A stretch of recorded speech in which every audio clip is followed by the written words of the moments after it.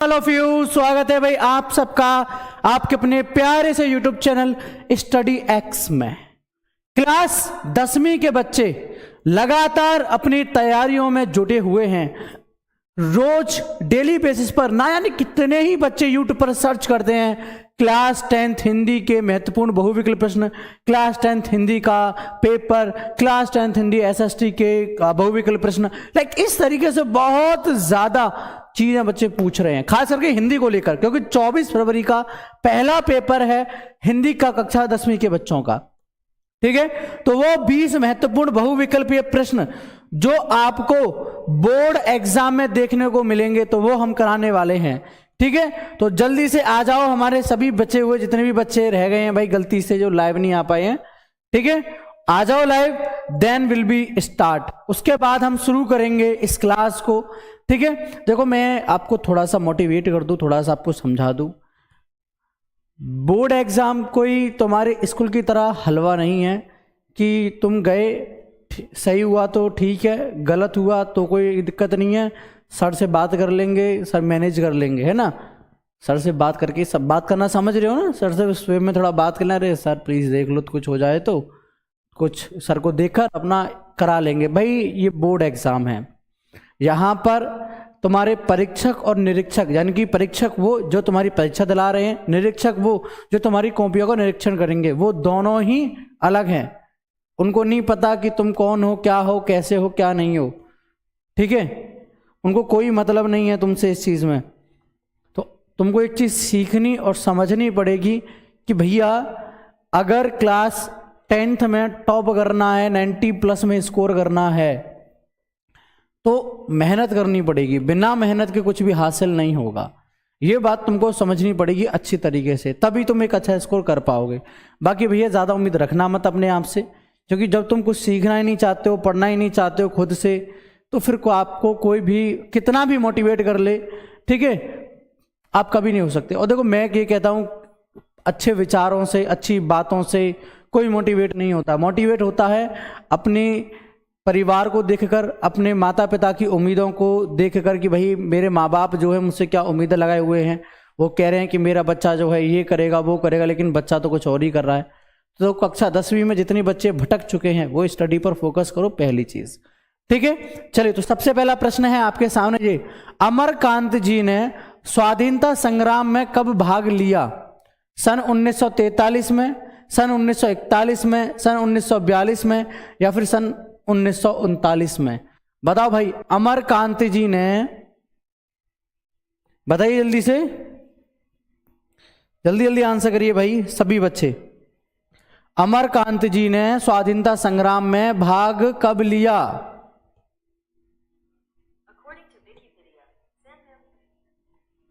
चलिए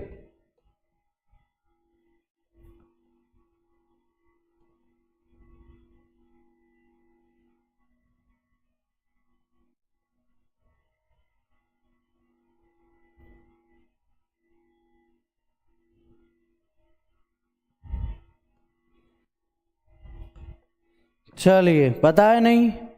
जितने भी बच्चे सी यानी कि 1942 में आंसर कर रहे हैं उनका आंसर सही है, एकदम राइट है। अगला प्रश्न, मौत का नगर किसकी रचना है? अमरकांत जी की, रामचंद्र शुक्ल का, बाबू राम सक्सेना का, या फिर गुड़ाकर मुले का? बताओ भाई, बताइए जल्दी से। मौत का नगर किसकी रचना है?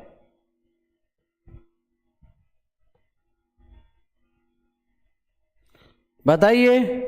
यह प्रश्न पिछले प्रश्न से जुड़ा हुआ है। देखो मैं जितने भी बहुविकल्प प्रश्न यहां कराने वाला हूं वो वेरी वेरी वेरी इंपॉर्टेंट हैं क्लास 12th की नजरों से, सॉरी 10th की दिशा से, या फिर बोर्ड एग्जाम को दृष्टि में रखकर मैं ये साफ तौर से आपको बताना चाहता हूं कि ये वेरी वेरी इंपॉर्टेंट हैं।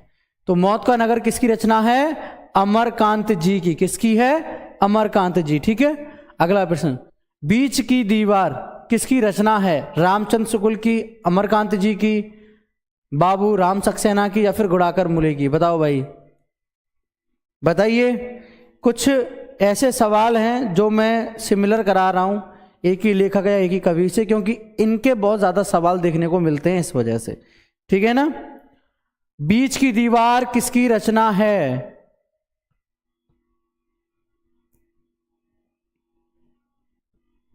चलिए, हिंट तो मैंने दे दिया है, समझ गए होंगे तो जवाब अच्छे से दे पाओगे, क्योंकि इनके जो प्रश्न हैं वो बोर्ड एग्जाम में बहुत देखने को मिलते हैं, लाइक इस टाइप से। तो इनको मैं इसीलिए लेकर आया हूं क्योंकि लगातार हमारे यूपी के जो 7 सेट आते हैं, उन 7 सेटों में अमरकांत जी की रचनाएं बहुत ज्यादा घूमी हैं। ठीक है, अमरकांत यानी बी में जो आंसर कर रहे हैं सही है। अगला प्रश्न, छत्रसाल दशक किनकी रचना है? पद्माकर की, बिहारी की, भूषण की या फिर मतीराम की? बताओ भाई, बताइए जल्दी से। छत्रसाल दशक किसकी रचना है? आंसर करिए, करें आंसर।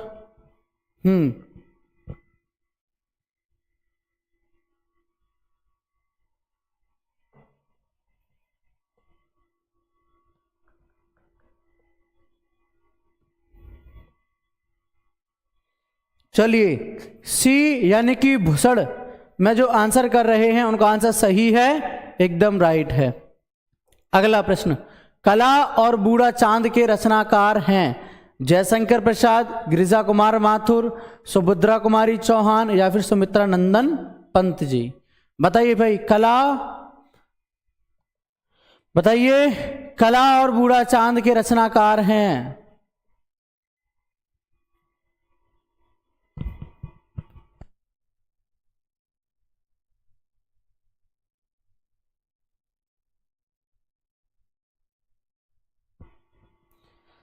चलिए,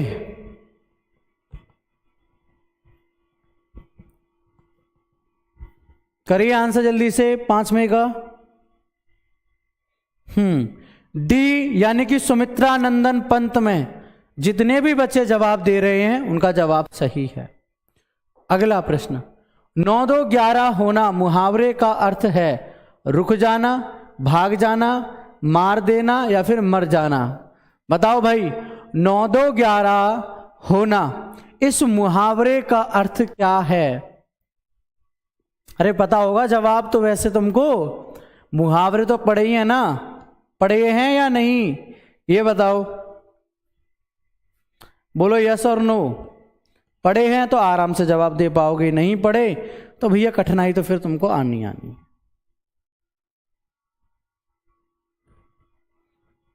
चलिए, जितने भी बच्चे बी यानी कि भाग जाना, 9-2-11 यानी कि भाग जाना, बी में जो आंसर कर रहे हैं आंसर सही है, राइट है। अगला प्रश्न, जिंदगी और जोंक किसकी कहानी है? प्रेमचंद्र, सुदर्शन, महीप सिंह या फिर अमरकांत? बताओ भाई, बताइए जल्दी से, जिंदगी और जोंक किसकी कहानी है?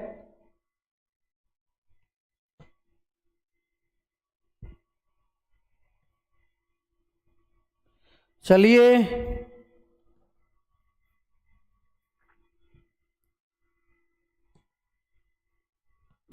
डी यानी कि अमरकांत में जो जवाब दे रहे हैं सही है, राइट है।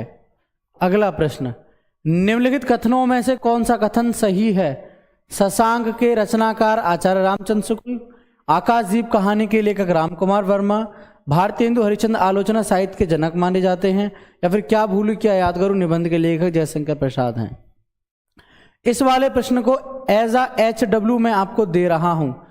जब ये क्लास खत्म हो गई होगी तो कमेंट बॉक्स में आप अपने इस वाले प्रश्न का जवाब देना, 8वें का। 8वें प्रश्न का जवाब सभी बच्चे क्लास खत्म होने के बाद में कमेंट बॉक्स में जरूर देंगे। जो बच्चे मेरी बात मानते हैं वो ये जरूर करेंगे, जो नहीं मानते भैया उनका तो फिर क्या ही कर सकते हैं। अगला प्रश्न, परीक्षा गुरु किस विद्या की रचना है? आत्मकथा, एकांकी, उपन्यास या फिर रेखा चित्र? बताओ भाई, बहुत सरल है ये तो, बट इंपॉर्टेंट है, याद रखना। परीक्षा गुरु किस विद्या की रचना है? एक बात याद रखना अच्छे से, इंपॉर्टेंट है जितने भी बता रहा हूं मैं, ये नहीं है कि बस ठीक है जी कर लो, हाँ जी हो जाएगा। एफ ही नहीं है ये।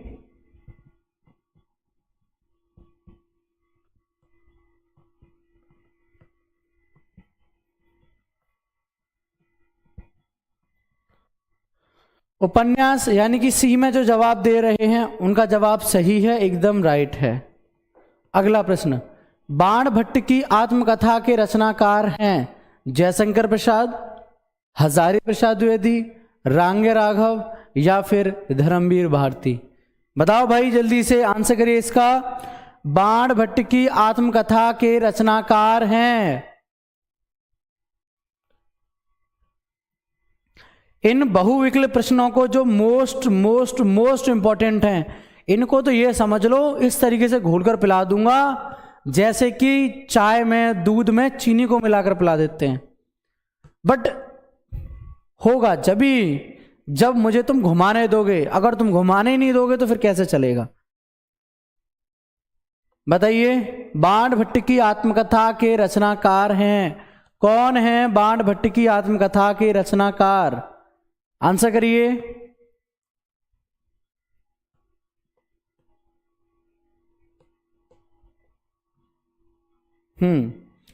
चलिए बी यानी कि हजारी प्रसाद द्विवेदी में जितने भी बच्चे आंसर कर रहे हैं सही है। अगला प्रश्न, रस के कितने अंग होते हैं? 5, 4, 3 या फिर इनमें से कोई नहीं? बताइए भाई जल्दी से बताइए, रस के कितने अंग होते हैं? आंसर करें। रस के कितने अंग होते हैं?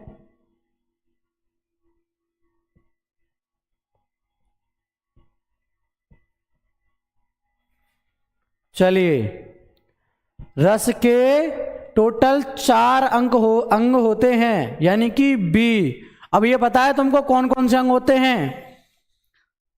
वो 4 जो रस के अंग हैं वो कौन कौन से हैं, जरा बता सकते हो मुझे? मैं सुनना जरूर चाहूंगा, बताइए।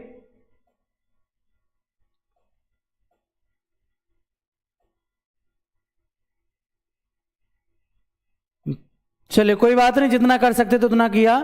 स्थायी भाव, विभाव, अनुभाव और संचारी भाव, ये रस के 4 अंग होते हैं। ठीक है। अगला प्रश्न, पायो जी मैंने राम रतन धन पायो, पंक्ति में कौन सा अलंकार है? उपमा, रूपक, उत्प्रेक्षा या फिर यमक? बताओ भाई। पायो जी मैंने राम रतन धन पायो, पंक्ति में कौन सा अलंकार है? बताइए भैया। पायो जी मैंने राम रतन धन पायो, रूपक अलंकार है, बी। ठीक है। नहीं पता था क्या? मुझे पता है भाई तुमको नहीं पता था। चलो कोई नहीं, जितना कर सकते थे उतना कर लो, बाकी में हम किस लिए हैं। सोटा के पहले चरण में कितनी मात्राएं होती हैं? 13, 12, 11 या फिर 16? बताओ भाई। सोठा के पहले चरण में कितनी मात्राएं होती हैं?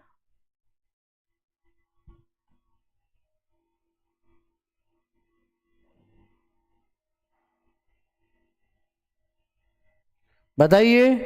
13, 12, 11 या फिर 16?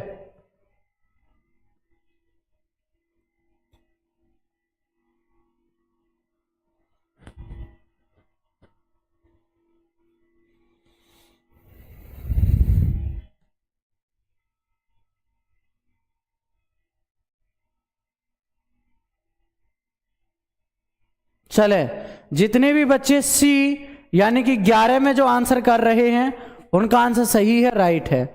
अगला प्रश्न, निर्दय शब्द में प्रयुक्त उपसर्ग है दव, नीर, नी या फिर नूर? बताओ भाई। निर्दय शब्द में प्रयुक्त उपसर्ग है।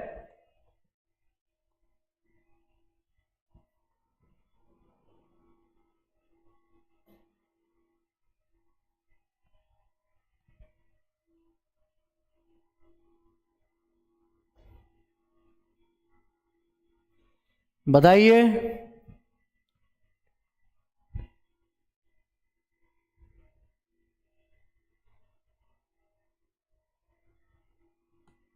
वैसे तो इनमें से था तो ये इसमें इस तरीके से एक डंडा लगता, लेकिन इसमें लगा हुआ नहीं है, तो इनको छोड़ो। इसका सही आंसर ये है, ठीक है, ध्यान रखना। ओके, अगला प्रश्न, नीलगाय में कौन सा समास है? कर्मधारय समास, द्वंद्व समास, द्विगु समास या फिर बहुव्रीहि समास? बताओ भाई, 15 का आंसर करो, करिए जल्दी से जवाब।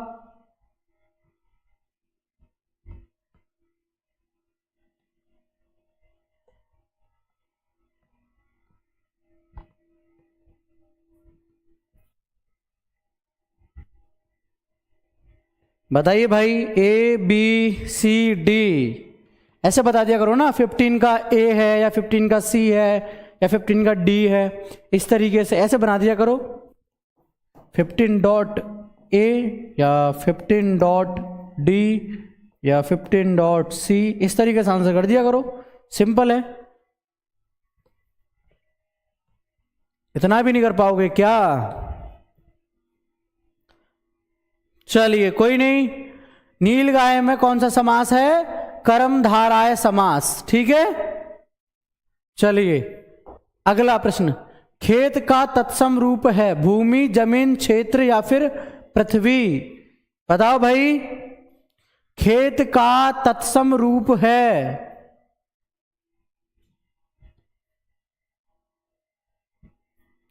बताइए जल्दी से।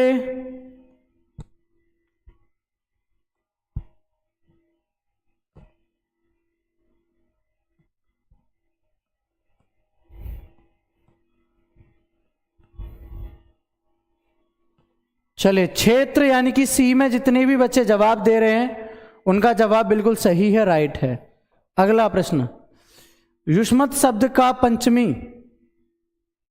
विभक्ति बहुवचन का रूप होगा? युष्माक्रम, युष्मासु, युष्मत या फिर त्वत? ये थोड़ा कठिन सा है ना, इसको भी तुमको HW में ही देता हूं मैं, ठीक है, कर दोगे ना 2 प्रश्नों के जवाब। अगला प्रश्न, भाववाच्य में किसकी प्रधानता है? कर्ता की, कर्म की, क्रिया की या फिर इनमें से कोई नहीं? बताओ, बचाओ भाई, सॉरी बताओ, बचाओ नहीं बताओ।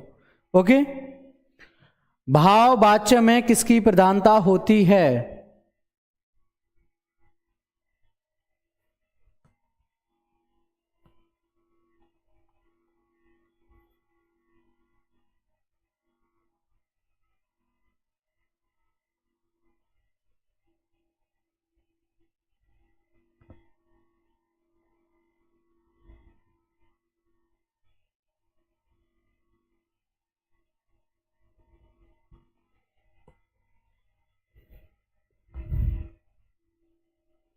चलिए, तो क्रिया की यानी कि सी में जो जवाब दे रहे हैं उनका आंसर सही है, राइट है, ठीक है। राम तेज दौड़ता है, ठीक है, या फिर वो खाना खाता है, ये क्या है? क्रिया में आता है भाववाच्य, ठीक है, तो क्रिया की प्रधानता है। अगला प्रश्न, वाक्य के कितने तत्व होते हैं? 2, 4, 3 या फिर 8? बताओ भाई, वाक्य के कितने तत्व होते हैं?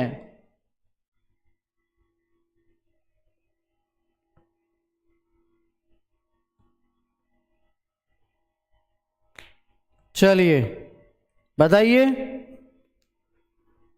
2, यानी कि ए में जो आंसर कर रहे हैं उनका आंसर सही है, एकदम राइट है। एक चीज मैं आपको बता दूं,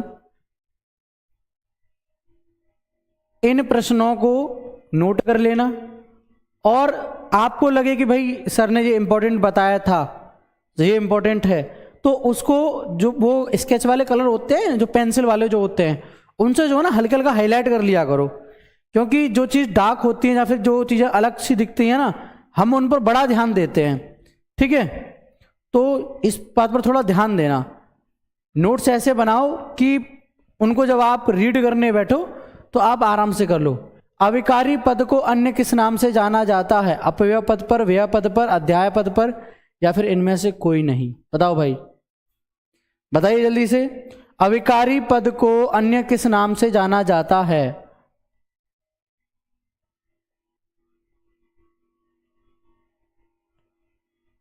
बताइए, अवकारी पद को अन्य किस नाम से जाना जाता है? ऑप्शन ए अपव्यय पद, ऑप्शन बी व्यय पद, ऑप्शन सी अध्याय पद या ऑप्शन डी इनमें से कोई नहीं। बताओ।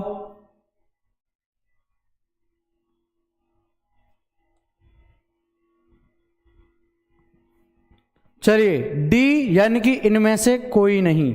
ठीक है, इसका जो आंसर है वैसे तो ये है, अगर कर सको तो कर लेना, अव्यय। ठीक है, ये है आय तो, वैसे इनमें से कोई नहीं, ये आंसर इसका सही है, राइट है, यानी कि डी। ठीक है, तो इस तरीके से क्लास 10th के महत्वपूर्ण 20 बहुविकल्पीय प्रश्न मैंने आपको करा दिए। आई होप आप अच्छे से कर पाओगे, अच्छे से इन चीजों को समझ पाओगे।